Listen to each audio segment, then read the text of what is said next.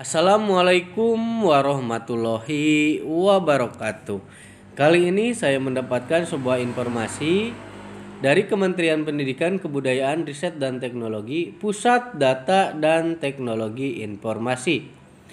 Diterbitkan pada tanggal 16 Juni 2022. Lampiran satu dokumen perihal pemberitahuan pembaruan akun pengelola data di jaringan pengelola data pendidikan dan kebudayaan. Yang terhormat Kepala Balai Besar Penjaminan Mutu Pendidikan, Kepala Balai Penjaminan Mutu Pendidikan, Kepala Dinas Pendidikan Provinsi, Kepala Dinas Pendidikan Kabupaten atau Kota, Kepala Kantor Kementerian Agama Provinsi, dan Kepala Kantor Kementerian Agama Kabupaten atau Kota.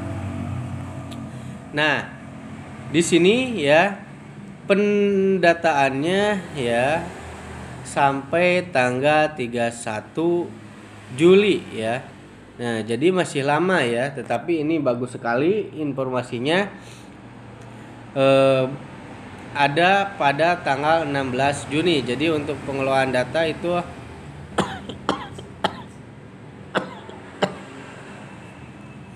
sedikit santai ya, tetapi jangan terlalu santai seperti itu. Nah, kita langsung aja.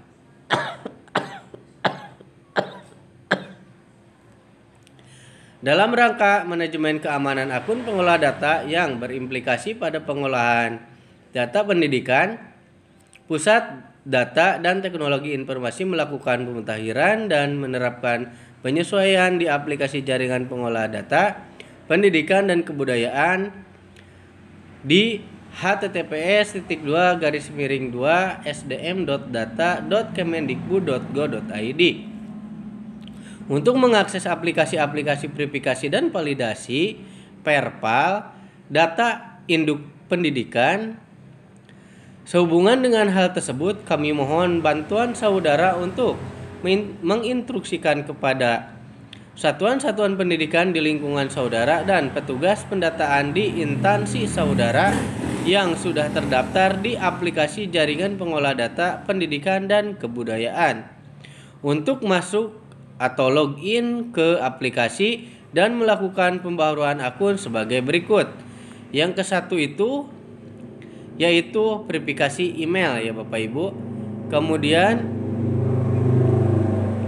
email atau pos elektronik yang dimaksud adalah merupakan email yang didaftarkan sebagai username akun pengolah data. Verifikasi merupakan upaya memastikan keaktifan email untuk kebutuhan teknis di aplikasi dan korespondensi ketuntasan proses verifikasi email ditandai dengan centang berwarna hijau di profil pengguna.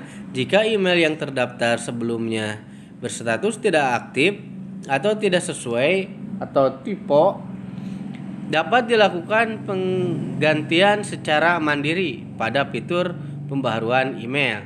Yang kedua itu memperbaharui profil. Yang A-nya memastikan identitas terisi lengkap merujuk pada data induk kependudukan, memastikan gelar terisi terutama untuk melengkapi identitas pimpinan dan instansi terkait yang berdampak pada pencetakan sertifikat NPSN, dan memastikan nomor kontak valid dan dapat dihubungi. Memperbaharui password.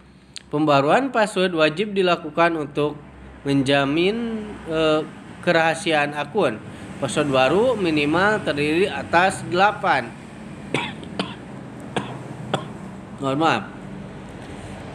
karakter, harus mengandung unsur angka, huruf termasuk huruf kapital, dan spesial karakter. Penggantian password tidak dapat dilakukan sebelum seluruh tahapan pembaruan profil diselesaikan. Nah, Batas waktu pembaharuan akan sampai dengan tanggal 31 Juli 2022. Akun-akun yang belum atau tidak melakukan pembaruan sampai dengan tanggal tersebut dianggap sebagai akun tidak aktif dan akan dinonaktifkan. Nah, ini di bold ya Bapak Ibu. Jadi secara tegas ini apabila tidak dipembarui maka akan dinonaktifkan, seperti itu ya. Bagi Bapak Ibu yang belum pada subscribe channel kami, silakan untuk di subscribe terlebih dahulu supaya Bapak Ibu tidak ketinggalan informasi-informasi penting terbaru dari channel kami, seperti itu. Dan jangan lupa untuk di-share video kami kepada seluruh teman Bapak Ibu supaya teman Bapak Ibu bisa mengetahui informasi-informasi terbaru dari channel kami, khususnya seputar pendidikan. Nah, di sini karena ini sangat penting ya, silakan untuk di-share kepada sosial media yang Bapak Ibu punya ya. Takutnya nanti ada yang tidak tahu info ini ya Bapak Ibu, seperti itu. Nah, kita lanjut. Selanjutnya, untuk mengoptimalkan akses manajemen akun di aplikasi jaringan pengelola data pendidikan dan kebudayaan, maka seluruh instansi selain satuan pendidikan harus memiliki satu orang admin. Admin instansi berperan penting dalam mekanisme pendaftaran dan pengelolaan akun-akun di instansi, satuan pendidikan, dan yayasan pendidikan di lingkungannya sesuai batasan dan kewenangan yang ditetapkan oleh Pusat Data dan Teknologi Informasi. Penetapan mengenai penunjukan, perubahan atau penggantian admin instansi diajukan berdasarkan surat penugasan dari Kepala Instansi ke Pusat Data dan Teknologi Informasi melalui Unit Layanan Terpadu Kementerian Pendidikan, Kebudayaan, Riset, dan Teknologi, yaitu https://ult.kemendikbud.go.id. Panduan mekanisme pembaruan akun terlampir. Atas perhatian dan kerjasama yang baik kami ucapkan terima kasih. Kepala Pusat Data dan Teknologi Informasi. Ditandatangani secara elektronik ya. Nah,